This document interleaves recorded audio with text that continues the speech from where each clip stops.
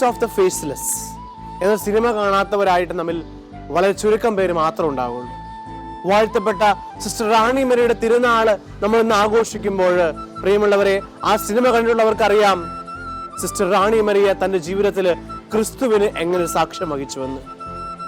പ്രിയമുള്ളവരെ, ആ ക്രിസ്തുവിന് സാക്ഷ്യം വഹിക്കാനായിട്ട് ജീവിതത്തിൽ എന്തൊക്കെ കടന്നു വന്നാലും ക്രിസ്തുവിന്റെ സുവിശേഷം മറ്റുള്ളവർ എത്തിക്കുവാനായിട്ട് ആ സിസ്റ്റർ കാണിച്ചതുപോലെ നമ്മുടെ ജീവിതത്തിലും നാം കടപ്പെട്ടിരിക്കുന്നു.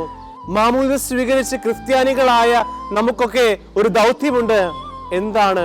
സിസ്റ്റർ റാണി മരിയയെ പോലെ കർത്താവിന് സാക്ഷ്യം വഹിക്കാനായിട്ട്, വിശ്വാസം പകർന്നു കൊടുക്കുവാനായിട്ട്, തീക്ഷ്ണതയോടെ വിശ്വാസം ജ്വലിക്കുവാനായിട്ട് നമുക്ക് സാധിക്കട്ടെ.